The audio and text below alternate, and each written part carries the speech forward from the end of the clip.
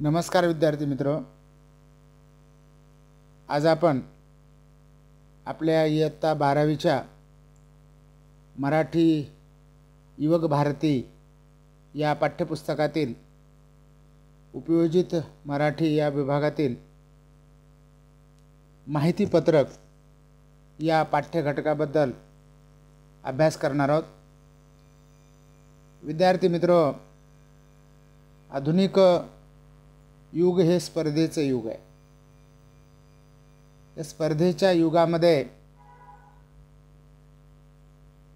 व्यापारीकरण झालेलं आहे आणि जागतिकीकरण झालेलं आहे। जग आज खूप जवळ आलेलं आहे। माहिती आणि तंत्रज्ञानाच्या प्रगतीमुळे आणि वेगानं होणाऱ्या दळणवळणामुळे आज ग्राहक अधिक चौकस आणि चिकित्सक झालेला आहे। कोणताही व्यवहार करताना लोकांना आता संबंधित व्यवहाराबद्दलची सखोल माहिती असणं आवश्यक वाटू लागलेलं आहे। कारण पूर्वीच्या काळी संदेश वळण आणि तंत्रज्ञानाचा विकास झालेला नव्हता, म्हणून ग्राहकांना संबंधित सेवाबद्दलची किंवा संबंधित वस्तूबद्दलची बारीक सारीक माहिती हवी असते, तपशील हवा असतो। आणि हा तपशील जर घर बसल्या लिखित स्वरूपामध्ये त्यांना मिळाला तर अधिक चांगलं वाटत असतं, ते त्यांना हवंच असतं। म्हणून लोकांची ही मानसिकता आता व्यावसायिकांनी ओळखली आहे। सामाजिक, शैक्षणिक, आर्थिक व्यवहार करणाऱ्यांनी ओळखली आहे। उत्पादक आणि विक्रेत्यांनी ती ओळखली आहे। सेवा देणाऱ्या संस्थांनी ती ओळखलेली आहे। या मानसिकतेचं समाधान करण्यासाठी जे वेगळ्या प्रकारचे मार्ग उत्पादक, सेवा पुरवठादार, व्यावसायिक हे हाताळतात, त्यातलाच एक प्रभावी मार्ग म्हणजे माहिती पत्रक होय। म्हणून आधुनिक काळामध्ये माहिती पत्रक याला अतिशय महत्त्व प्राप्त झालेले आहे। या माहिती पत्रकाचं स्वरूप कशा प्रकारचं आहे ते आपण बघूया। खरं म्हणजे माहिती पत्रक म्हणजे वैशिष्ट्यपूर्ण माहिती देणारे परिचयात्मक पत्रच आहे। कारण एखाद्या वस्तूची, एखाद्या सेवेची किंवा एखाद्या संस्थेची त्या माहिती पत्रकामध्ये माहिती असते, परिचय असतो। हे एक प्रकारचं उत्पादन, सेवा किंवा एखादी संस्था हे लोकांपर्यंत पोहोचवण्याचं एक साधन आहे। नवनव्या योजनांकडे, उत्पादनाकडे, संस्थांकडे लोकांनी डोकावून पाहावं यासाठी ती एक खिडकी आहे। बघा, आज अनेक प्रकारची उत्पादनं होतात, अनेक प्रकारच्या सेवा लोकांना हव्या असतात, नवनव्या योजना याची माहिती लोकांना हवी असते। यासाठी ही एक प्रकारची खिडकी मानली जाते माहिती पत्रक म्हणजे। आणि या माध्यमातून जनमत आकर्षित करता येतं। जनमत आकर्षित करण्याचं माहिती पत्रक एक लिखित स्वरूपाचं साधन आहे।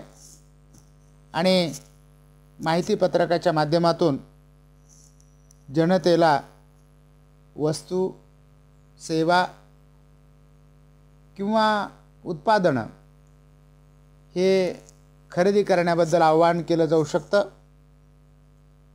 या माहिती पत्रकामुळं माहिती देणारा आणि माहिती घेणारा ग्राहक यांच्यामध्ये एक नवीन प्रकारचं नातं निर्माण होण्याला मदत होते. या माध्यमातून, माहिती पत्रकाच्या माध्यमातून नवीन ग्राहक मिळवता येतात, नवीन बाजारपेठ काबीज करता येते. त्यासाठीची ही पहिली पायरी आहे. ते म्हणजे आपल्याकडं असलेल्या उत्पादित वस्तूची, सेवेची किंवा एखाद्या संस्थेची माहिती जनतेपर्यंत पोहोचवणं. आणि ही माहिती कमीत कमी वेळामध्ये, कमीत कमी खर्चामध्ये ग्राहकापर्यंत पोहोचवली जाऊ शकते, उपलब्ध होऊ शकते. म्हणून घर बसल्या ही माहिती ग्राहकांना उपलब्ध होते. ही माहिती पत्रक हे एक प्रकारे अप्रत्यक्षरित्या जाहिरातीचं कार्य करत असते. कारण आपल्याकडल्या सेवाची, वस्तूची किंवा एखाद्या संस्थेची जोपर्यंत आपण जाहिरात करत नाही तोपर्यंत ती आपली वस्तू विकणार नाही, सेवा विकणार नाही आणि संस्थेची माहिती मिळणार नाही. म्हणून अशा प्रकारे माहितीपत्रक ते असलं पाहिजे की ते माहितीपत्रक वाचता क्षणिक वाचकाच्या म्हणजेच ग्राहकाच्या मनामध्ये कुतूहल, उत्कंठा आणि औत्सुक्य निर्माण झालं पाहिजे किंवा यामध्ये काय आहे. आणि ती वस्तू खरेदी करण्याबद्दल, सेवेबद्दल किंवा ते संस्थेचं काही त्या संस्थेमध्ये अधिकचं माहिती घेण्याबद्दल त्या ग्राहकाच्या मनामध्ये उत्सुकता निर्माण झाली पाहिजे. अशा प्रकारे ह्या गोष्टी ग्राहकाच्या मनामध्ये निर्माण झाल्या की माहितीपत्रकाचा हेतू साध्य झाला असं समजायला काही हरकत नाही. मित्र, आज माहितीपत्रकाची बाजारपेठेमध्ये फार मोठ्या प्रमाणात गरज निर्माण झालेली आहे. ही गरज सर्वत्र आहे. अगदी साधा फळ विकणारा फळ विक्रेता, भाजी विकणारा भाजी विक्रेता, या सामान्य विक्रेत्यापासून तर थेट लक्षावधी अब्जावधी रुपयाच्या आलिशान कार विक्रेत्यापर्यंत सर्वांना या माहितीपत्रकाची आवश्यकता भासते. आपण आता दिवाळीच्या वेळेस वेगवेगळ्या प्रकारचे रेडीमेड कपडे किंवा फराळाचे वेगवेगळ्या प्रकारचे पदार्थ किंवा गृहिणीसाठी लागणाऱ्या साड्या, खेळणी, लहान मुलांसाठी लागणारी किराणा माल, दिवाळी अंक, पुस्तकं, स्टेशनरी किंवा हॉटेल्स, डायनिंग हॉल, मंगल कार्यालय, फर्निचर, विद्युत उपकरणं, यंत्रसामुग्री, घरगुती वापराची उपकरणं, वाहनं, कारखाने, इलेक्ट्रॉनिक्स उपकरणे, औषधं, दूध दुभतं, खाद्यपदार्थ इत्यादींची माहितीपत्रक आपल्याला पाहायला मिळतात. दिवाळीच्या वेळेस अशी माहितीपत्रकाचा आपल्याला त्या ठिकाणी प्रचंड बाजारामध्ये माहितीपत्रकं दिसतात.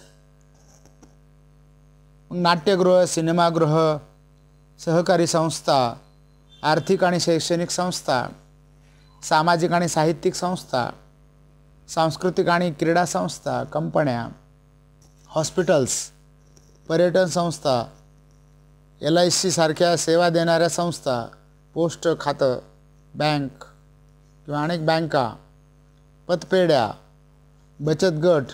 पतपेढ्या म्हणजे त्या ठिकाणी कर्जदारांना कर्ज पुरवठा करणाऱ्या संस्था, बचत गट याची माहिती इत्यादीबद्दल या सगळ्या संस्थांना माहितीपत्रकाची गरज असते. किंवा कलाकार, संगीत क्षेत्रातील संगीतकार, छोटे मोठे अभ्यासक्रम, शेती, अवजारं, बांधकाम साहित्य, प्रवासी कंपन्या, रोपवाटिका यासारखीच इतरही अनेक क्षेत्र, या क्षेत्रामध्ये जाहिरातीची गरज असते किंवा माहितीपत्रक देण्याची गरज असते. म्हणून जिथे जिथे लोकमत आकर्षित करण्याची गरज असते तिथे तिथे माहितीपत्रक आवश्यक ठरतं. पण आपल्याकडून ग्राहकाला जिथं फायदा अधोरेखित करायचा असतो तिथं माहितीपत्रकाची गरज असते. ग्राहकाला समाधान मिळालं पाहिजे, आनंद मिळाला पाहिजे आणि संतोषही वाटला पाहिजे.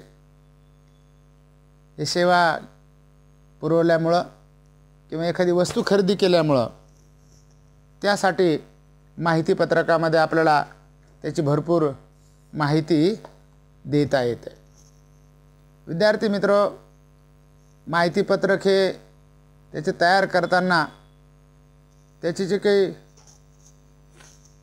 रचनेची वैशिष्ट्ये आहेत ती पाहणं गरजेचं आहे. सुंदर आकर्षक असं माहितीपत्रक आपलं तयार केलं पाहिजे. म्हणून माहितीपत्रकाच्या रचनेची वैशिष्ट्ये पाहिल्यानंतर आपल्या लक्षात येईल किंवा आपल्याला तसं माहितीपत्रक आपल्या सेवेचं, आपल्या संस्थेचं किंवा आपल्या उत्पादनाचं आपल्याला तयार करता येईल. याच्या नावामध्येच आपल्याला लक्षात येतं की याचं नाव माहितीपत्रक आहे. म्हणून त्याच्यामध्ये माहितीला प्राधान्य असतं. सर्वात जास्त प्राधान्य माहितीला दिलं जातं. ज्या हेतूनं, ज्या उद्देशानं माहितीपत्रक तयार केलं जातं त्या हेतूशी सुसंगत आणि अचूक अशी माहिती त्याच्यामध्ये दिली गेली पाहिजे. परंतु ती माहिती आटोपशीर असली पाहिजे, संक्षिप्त असावी, म्हणजे त्याच्यामध्ये पाल्लाळीकपणा असता कामा नये. ती माहिती अत्यावश्यक स्वरूपाची असली पाहिजे आणि अनावश्यक असू नये. त्याचबरोबर त्याच्यामध्ये कायदेशीर माहिती दिली पाहिजे. उदाहरणार्थ एखाद्या संस्थेबद्दलची माहिती आपण लिहित असो तर संस्था नोंदणी क्रमांक, संस्था नोंदणी दिनांक, त्याचा दूरध्वनी क्रमांक, ईमेल क्रमांक, ईमेल पत्ता, वेबसाईट, संस्थेचं बोधचिन्ह, संस्थेचं असलेलं घोषवाक्य. उदाहरणार्थ बघा की शहाणे करून सोडावे सकळ जन असं एखादं घोषवाक्य असू शकतं किंवा सुजलाम सुफलाम असं एखादं घोषवाक्य असू शकतं. अर्थात त्या त्या वस्तूनुसार, उत्पादनानुसार त्याचं ते घोषवाक्य तयार केलं जातं. त्या संस्थेचा पत्ता, पदाधिकाऱ्यांची नावं, कामकाजाची वेळ इत्यादी बाबतीत संपूर्ण माहिती त्या माहितीपत्रकामध्ये असली पाहिजे. ही माहिती 1 पेजेस, 2 पेजेस किंवा 3 पेजेस अशा स्वरूपाची असू शकते. म्हणून ही आवश्यक माहिती माहितीपत्रकामध्ये दिली गेली पाहिजे. म्हणून ही माहिती वस्तुनिष्ठ, सत्य आणि वास्तवच असली पाहिजे. खोटी माहिती देता कामा नये. म्हणून आणि तिच्यामध्ये अतिशयोक्ती पण असता कामा नये आणि चुकीची माहिती असता कामा नये. अर्थात ही माहिती वाचनीय असली पाहिजे. वाचकाला किंवा ग्राहकाला ती माहिती वाचाविषयी वाटली पाहिजे. छोटं पण आकर्षक असं माहितीपत्रक आपल्याला उत्कृष्ट नमुन्यामध्ये तयार करता आलं पाहिजे. परंतु त्याच्यामध्ये माहितीचा अतिरेकसुद्धा असता कामा नये. हे त्याचं पहिलं वैशिष्ट्य आहे. दुसरं वैशिष्ट्य ते म्हणजे उपयुक्तता. आपण जे तयार करतो आहोत माहितीपत्रक ते ग्राहकाला उपयुक्त वाटलं पाहिजे किंवा ते परिणामकारक कसं होईल याचीही दक्षता आपण घेतली पाहिजे. ग्राहकांना किंवा वाचकांना ते वाचून झाल्यानंतर चुरगाळून फेकून देता कामा नये. ते त्यानं जपून ठेवलं पाहिजे किंवा त्याला वापरण्याची इच्छा झाली पाहिजे. असं उपयोग मूल्य त्या माहितीपत्रकाला केव्हा प्राप्त होईल तर जेव्हा त्या माहितीपत्रकामध्ये ग्राहकाच्या जिव्हाळ्याची माहिती जर आपण त्याच्यामध्ये दिली तर ग्राहकाला ते माहितीपत्रक उपयोगाचं वाटेल. म्हणून माझ्या दैनंदिन जीवनातील समस्या, अडचणी किंवा प्रश्न यांच्या सोडवणुकीसाठी माहितीपत्रक मला उपयोगी पडेल असं ग्राहकाला वाटलं पाहिजे. म्हणजे ते उपयोग मूल्य त्याचं असलं पाहिजे. आणि माहितीपत्रकातील अशा प्रकारे वाक्याची रचना केली पाहिजे. उदाहरणार्थ, तुमच्या पालेभाज्यावर अतिरिक्त कीटकनाशके मारली आहेत का, किंवा दुधातली भेसळ ही अशी ओळखा. अशा वाक्यामुळे वाचकांचं लक्ष वेधल्या जातं. अशी जर रचना त्या वाक्य माहितीपत्रकाची असेल तर शहरी व्यक्तींनाही कृषी प्रदर्शनाविषयीचे माहितीपत्रकही उपयोगी वाटू लागेल. बघा, पोटाबरोबर जिभेची सुद्धा सोय अशा प्रकारची वाक्यरचना जर असेल तर एखाद्या हॉटेलच्या खानावळीची जाहिरातसुद्धा त्या ठिकाणी किंवा माहितीपत्रक ग्राहकाला आकर्षित करून घेईल. किंवा चटकदार रस्सेदार जेवण किंवा घरगुती जेवण अशा प्रकारे उपयोग मूल्य त्या माहितीपत्रकाचं असलं पाहिजे. त्यानंतर तिसरं वैशिष्ट्य ते म्हणजे त्याचं वेगळेपण, की इतरांच्या माहितीपत्रकापेक्षा आपलं माहितीपत्रक हे वेगळं वाटलं पाहिजे. वैशिष्ट्यपूर्ण कसं असेल याची काळजी आपण ते लिहिताना, तयार करताना घेतली पाहिजे. त्याच्या मजकुरामध्ये, त्याच्या रचनेमध्ये वेगळेपण आपण आणलं पाहिजे. इतरांपेक्षा वेगळी माहिती, नवी, रोचक किंवा उपयोगी माहिती देणं आणि वेगळा लेआउट, वेगळा आकार तयार करणं, वेगळी रचना करणं आणि वेगळा दृष्टिकोन ठेवणं, याद्वारे माहितीपत्रकामध्ये आपल्याला वेगळेपण आणता येतं. हे त्याचं तिसरं वैशिष्ट्य आहे. चौथं वैशिष्ट्य, माहितीपत्रक तयार करताना त्याची आकर्षक मांडणी करावी. त्याची मांडणी आकर्षक असली पाहिजे. सरधोपट, सरळ सरळ असू नये. ते दिसताक्षणीच ग्राहकाच्या किंवा वाचकाच्या हातात पडल्याबरोबर ते वाचावंसं वाटलं पाहिजे. त्याचा कागद दर्जेदार असावा, छपाई रंगीत असावी आणि त्याचं पहिलं पृष्ठ तर खूपच चित्ताकर्षक असलं पाहिजे. त्याचा आकार योग्यच असावा, फार मोठं फार लहान असं असू नये. त्याचं शीर्षक, त्यातील बोधवाक्य ठसठशीतपणे दिसणारं असलं पाहिजे. त्या माहितीपत्रकाची मांडणी वेचक करण्यासाठी गरजेनुसार त्या क्षेत्रातले कुशल कलाकार, चित्रकार, संगीत तज्ज्ञ हे आपण मदतीला घेऊ शकतो आणि आकर्षक अशी मांडणी त्या माहितीपत्रकाची आपल्याला तयार करता येऊ शकते.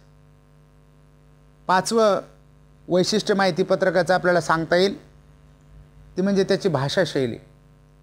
ती आकर्षक आणि वेधक असली पाहिजे. माहितीपत्रक हे केवळ माहितीच देत नाही तर ते वाचलंही जातं आणि ते वाचावंसं वाटलं पाहिजे. यासाठी ती भाषा आकर्षक आणि वेधक असली पाहिजे. उदाहरणार्थ, आमच्या कृषी पर्यटन केंद्रात राहायला आलात तर तुम्ही खूप सुखी व्हाल. इथे तुम्ही इतके रंगून जाल की तुम्हाला दुःख करत बसायला वेळच मिळणार नाही. एवढी सगळी माहिती, आता तणावाला वेळ नाही, एवढ्या 4 शब्दात सांगणे म्हणजेच मनाला भिडणारी शब्दयोजना करणे होय. बघा, एवढं सगळं माहिती सांगत असताना 4च वाक्यामध्ये, 4च ओळीमध्ये आपल्याला, 4 शब्दामध्ये आपल्याला सांगता येतं की आता तणावाला वेळ नाही. म्हणजे मनाला भिडणारी शब्दयोजना आपण माहितीपत्रकामध्ये केली पाहिजे. थोडक्यामध्ये भाषाशैली ही पाल्हाळीक असता कामा नये, मनाची पकड घेणारी हवी असली पाहिजे. म्हणून माहितीपत्रक तयार करणं ही एक कला आहे. विद्यार्थी मित्र, या माहितीपत्रकामध्ये कोणकोणते मुद्दे असावेत या संदर्भात आज आपण चर्चा करूया. उदाहरणार्थ समजा एखाद्या महाविद्यालयामध्ये नवीन शैक्षणिक वर्षापासून नव्यानं आपल्याला विज्ञान शाखा सुरू करायची आहे आणि ही बाब जास्तीत जास्त प्रवेश घेणाऱ्या विद्यार्थ्यापर्यंत, पालकापर्यंत प्रभावीपणे पोहोचवायची आहे. कारण जर आपण आपल्या संस्थेची, आपल्या शाखेची जाहिरात करू शकलो तर विद्यार्थी प्रवेश घेतील, कनिष्ठ महाविद्यालयाशी संपर्क साधतील. मग कशी पोहोचवता येईल बाब त्यांच्यापर्यंत? अर्थात माहितीपत्रकाच्या माध्यमातून आपल्याला ही बाब किंवा नवीन शाखा सुरू पहा, याच्यामध्ये कोणकोणते मुद्दे यामध्ये घेता येऊ शकतात. समजा एखाद्या महाविद्यालयामध्ये कनिष्ठ महाविद्यालयाची शाखा सुरू करायची आहे किंवा विज्ञान शाखा सुरू करायची आहे, तर ते कनिष्ठ महाविद्यालय ज्या शैक्षणिक संस्थेमार्फत चालवलं जातं त्या संस्थेचं बोधचिन्ह, बोधवाक्य, संस्थेच्या महत्त्वाच्या पदाधिकाऱ्यांची नावं त्याच्यामध्ये असणं गरजेचं आहे. त्या संस्थेचं नाव, पत्ता, स्थापना वर्ष, दूरध्वनी क्रमांक, मोबाईल क्रमांक, ईमेल किंवा वेबसाईटचा पत्ता त्याच्यामध्ये असणं गरजेचं आहे. नंबर 3, त्या कनिष्ठ महाविद्यालयाचं नाव, पत्ता, स्थापना वर्ष, दूरध्वनी क्रमांक, अगोदर संस्थेचं नाव, नंतर कनिष्ठ महाविद्यालयाचं नाव, त्याचा पूर्ण पत्ता, मोबाईल क्रमांक, ईमेल क्रमांक, ईमेल ID, पत्ता आणि वेबसाईट याची माहिती त्याच्यामध्ये असली पाहिजे. संस्था व कनिष्ठ महाविद्यालयास असलेली शासकीय मान्यता किंवा मंजुरी विषयक संक्षिप्त माहिती त्याच्यामध्ये असली पाहिजे. प्राथमिक स्वरूपाची किंवा सांख्यिकीय माहिती किंवा त्या संस्थेबद्दलची पार्श्वभूमी त्यामध्ये त्या माहितीपत्रकामध्ये थोडक्यामध्ये असली पाहिजे. कनिष्ठ महाविद्यालयातील सुविधा त्याच्यामध्ये नमूद केलेल्या असाव्यात. उदाहरणार्थ स्वच्छतागृह किंवा प्रयोगशाळा, क्रीडांगण, सभागृह, ग्रंथालय, अभ्यासिका, वसतिगृह, वाहनतळ, उपाहारगृह इत्यादी बाबतची माहिती त्या माहितीपत्रकामध्ये आपल्याला देता आली पाहिजे. इतर काही वैशिष्ट्ये जर महाविद्यालयाचे असतील तर तीही आपल्याला देता आली पाहिजेत. त्या महाविद्यालयामध्ये राबवले जाणारे उपक्रम, उदाहरणार्थ कमवा आणि शिका योजना किंवा NSS, सहली किंवा अभ्यासिका अशा प्रकारचे उपक्रम आपल्याला त्या माहितीपत्रकामध्ये देता येतील. त्या संदर्भात आवश्यक असलेले पूरक फोटो त्या माहितीपत्रकात असावेत. इतर शाखांमधील परीक्षांचे निकाल, उज्ज्वल परंपरा ही त्याच्यामध्ये देता आली पाहिजे. त्याचबरोबर महाविद्यालयाच्या भविष्यकालीन योजनाबद्दलची माहिती त्या माहितीपत्रकात देता येऊ शकते. त्याचप्रमाणे विद्यार्थ्यांना द्याव्या लागणाऱ्या किंवा दिल्या जाणाऱ्या शैक्षणिक सवलती, शिष्यवृत्ती इत्यादी योजनाबद्दलची माहिती त्याच्यामध्ये असली पाहिजे किंवा आपल्याला देता आली पाहिजे. कनिष्ठ महाविद्यालयापर्यंत जाणाऱ्या रस्त्याची माहिती, नकाशा ही आपल्याला त्या माहितीपत्रकामध्ये देता येऊ शकते. म्हणून प्रवेश प्रक्रियेबद्दलची माहिती, प्रवेश क्षमता, प्रवेशाच्या अटी, आवश्यक ती कागदपत्र, प्रवेशाबाबतची पात्रता, प्रवेशाची अंतिम तारीख, प्रवेश अर्जाचा नमुना किंवा फी, सुरुवातीला भरायची रक्कम, संबंधित कोर्सचा कालावधी किंवा प्रवेशाच्या कामकाजाची वेळ, सुट्ट्या या संबंधित माहिती त्याच्यामध्ये असली पाहिजे. त्याचप्रमाणे संपर्क अधिकाऱ्याचं नाव, त्याचा फोन क्रमांक किंवा प्रवेश निश्चित केव्हा करणार याची तारीख, कनिष्ठ महाविद्यालय सुरू होण्याची तारीख याबद्दलची माहिती त्या माहितीपत्रकामध्ये आपल्याला घेता येऊ शकते. म्हणून विद्यार्थी मित्रो, आजच्या काळामध्ये, आधुनिक काळामध्ये माहितीपत्रक तयार करणे ही व्यावसायिकांची गरज असते आणि माहितीपत्रक तयार झाल्यानंतर ती माहिती वेळेवर उपलब्ध होणं ही ग्राहकांची गरज असते. म्हणून यामुळं माहितीपत्रक तयार करणं या गोष्टीला एक व्यावसायिक मूल्य प्राप्त झालेलं आहे. यातून आपल्याला व्यवसाय करता येतो. विद्यार्थी मित्र, आपल्या पाठ्यपुस्तकामध्ये एका हुरडा पार्टीची जाहिरात देण्यात आलेली आहे. थोडक्यात ही जाहिरातच आहे, ही माहितीपत्रक आहे.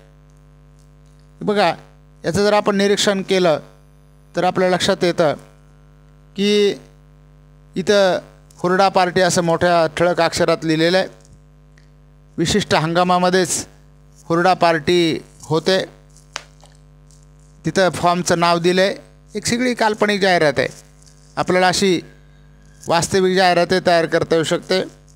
मोबाईल क्रमांक तिथे दिलेले, दूरध्वनी क्रमांक, वेबसाईटचा पत्ता, ईमेल ॲड्रेस आणि एक फोटो टाकलेला आहे बघा, आकर्षक. एक शेताचं चित्र, बाजूला तळं आहे आणि ते कुटुंब हुरडा खात आहे. ते काही शेतकरी हुरडा भाजत आहेत आणि काही तिथं बघा त्या माहितीपत्रकामध्ये लिहिलेलं आहे, हिवाळा येतो आणि हुरडा पार्टीच्या आठवणी ताज्या होतात. आमची हुरडा पार्टी म्हणजे हिवाळ्यातील सर्वोत्तम सेलिब्रेशनच. दरवर्षीप्रमाणे याही वर्षी आम्ही आमच्या योगेश फार्मवर हुरडा पार्टीचे बुकिंग सुरू केले आहे. तुम्ही कधी येत आहात? लवकर या. तुमच्या स्वागतासाठी योगेश फार्म्स उत्सुक आहे. संपूर्ण 10 एकराच्या निसर्गरम्य परिसरातील योगेश फार्म्सवर तुम्ही अनुभवाल जलतरणासाठी तलाव, गर्द हिरवाई, फुलांचे ताटवे, पक्ष्यांचे थवे. मग असे एक वैशिष्ट्य त्याच्यामध्ये दाखवलेले आहेत. आणि दुसऱ्या पानावर त्या हुरडा पार्टीचे वैशिष्ट्य दिलेले आहेत. गरमागरम गोड ताजा हुरडा अगदी तुमच्यासमोर भाजून मिळेल. यथेच्छ हुरडा, भरपूर आस्वाद घ्या. हुरड्यासोबत मडक्यातले दही, ताजे मसाला ताक, लसणीची झणझणीत चटणी, खोबरे, गूळ, याशिवाय तुमच्या आवडीनुसार काकडी, टोमॅटो, गाजर, कांदा, मुळा, कोथिंबीर, भरली वांगी इत्यादी. म्हणजे अशा प्रकारे याच्यामध्ये त्या हुरडा पार्टीचे वैशिष्ट्य दाखवलेले आहेत. महाराष्ट्रीय पद्धतीचे चवदार भोजन हे आमची खासियत आहे, असं एक वाक्य टाकलं त्याच्यामध्ये. हुरड्यासोबत याचीसुद्धा मौज लुटा. बैलगाडीतून घोड्यावरून फेरफटका किंवा जलतरण, नौकानयन, ग्रामीण खेळ, उदाहरणार्थ सूरपारंब्या, विटीदांडू, पतंगबाजी, चकारी, सायकल फेरी. आणि तिथं वेळ दिलेला आहे बघा, सकाळी 10 ते सायंकाळी 7 वाजेपर्यंत. प्रवेश फी प्रौढांसाठी 500 रुपये, लहान मुलांसाठी 200 रुपये. 10पेक्षा जास्त जणांच्या गटाला विशेष सवलत. शाळा, कॉलेज आणि बचत गटांना खास सवलत त्याच्यामध्ये दिली जाईल. आणि परत जाताना आपल्याबरोबर काय काय घेऊन जाल, बघा असं वाक्य तिथं खाली टाकलेलं आहे. आणि हे माहितीपत्रक या आधारे त्या ठिकाणी ग्राहक या हुरडा पार्टीला जाऊ शकतात, अशी एक जाहिरात तिथं आलेली आहे. शेतातल्या ताज्या भाज्या, रसरशीत फळे आणि भरपूर आनंद, ऊर्जा, उत्साह, पुढच्या वर्षी परत येण्याची तीव्र इच्छा, अशा प्रकारे हे सोबत तुम्ही घेऊन जाणार असं खाली लिहिलेलं आहे. त्यानंतर बघा दुसरी एक नमुना जाहिरात किंवा नमुना माहितीपत्रक तिथे दिलेलं आहे. अर्थात हे नमुना आहे. असा अनेक नमुन्या माहितीपत्रक तिथे तुम्हाला उपलब्ध होऊ शकतात. खुशखबर दिलेलं आहे. 72 महिन्यात दाम दुप्पट तर 48 महिन्यात दाम दीडपट. सेविंग खात्यावर 60% व्याजदर अजिंठा बँक. वार्षिक परतावा अनुक्रमे 16.66 आणि 12.50. ठेवीसाठी घरपोच सेवा. ज्येष्ठ नागरिकांसाठी 1% जास्त व्याज. अशी ही केवळ जाहिरात आहे. म्हणजे आपल्याला किंवा केवळ हा एक नमुना आहे एक बँकेचा. हा नमुना म्हणून गृहीत धरायला काही हरकत नाही.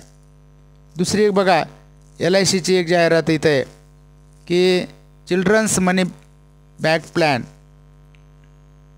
लहान मुलांसाठी लाईफ इन्शुरन्स कॉर्पोरेशन मार्फत किंवा भारतीय जीवन विमा निगम ही एक संस्था, यामार्फत वेगळ्या प्रकारचे मनी प्लॅन LIC मार्फत दिले जातात. इथे एक जाहिरात दिलेली आहे किंवा हे माहितीपत्रक आहे. त्यानंतर तिसरे बघा की श्री गृह उद्योग नावाची अस्सल कोल्हापुरी मसाला, इथं त्या ठिकाणी संस्थेचं बोधचिन्ह दिलेलं आहे आणि 100% व्हेजिटेरियन म्हणजे हे त्या ठिकाणी शाकाहारी आहे, इथे त्याचा फोटो दिलेला आहे. त्याचबरोबर त्या ठिकाणी परवाना क्रमांक तिथे दिलेला आहे आणि किती वजन त्याच्यामध्ये असेल किंवा किंमत वगैरे त्याची माहिती तिथे दिलेली आहे. या कोल्हापुरी मसाल्यामध्ये डाळ, तडका, मिसळपाव, पावभाजी, वरणबट्टी, पनीर भाजी, मसाला खिचडी, मिक्स भाजी वगैरे इथं हे तयार होऊ शकतं. किंवा तिचं पत्ता तिथं दिलेला आहे बघा, रोशन हाऊसिंग सोसायटी, गारखेडा, औरंगाबाद. तिथं खाली फोन नंबरसुद्धा दिलेला आहे. म्हणजे अशा प्रकारे ही माहितीपत्रक ग्राहकापर्यंत गेल्यानंतर ते वस्तू खरेदी करण्याची उत्सुकता ग्राहकामध्ये निर्माण होऊ शकते. दुसरी दिक त्याची जी जाहिरात आहे बघा किंवा माहितीपत्रक आहे, श्री गृह उद्योग खमंग ढोकळा इन्स्टंट मिक्स आणि इथं त्याचा शासनाचा परवाना क्रमांक, अच्छे खाये सेहत बनाए असं एक वैशिष्ट्यपूर्ण वाक्य तिथं दिलेलं आहे बघा, गॅरंटेड. किंवा ती ढोकळा कसा करावा याची तिथं रेसिपी वगैरे दिलेली आहे आणि त्याचा पत्ता वगैरे दिलेला आहे. अशा प्रकारे विद्यार्थी मित्र, हे माहितीपत्रक हा घटक या ठिकाणी संपलेला आहे. हा घटक आपल्याला निश्चितच आवडलेला असेल. धन्यवाद. आपणही हे माहितीपत्रक, ही माहिती अभ्यासून, वाचून, पाहून एखादा माहितीपत्रक तयार करू शकतो आणि आपण ते तयार केलं पाहिजे. आज इथं आपण थांबूया. धन्यवाद.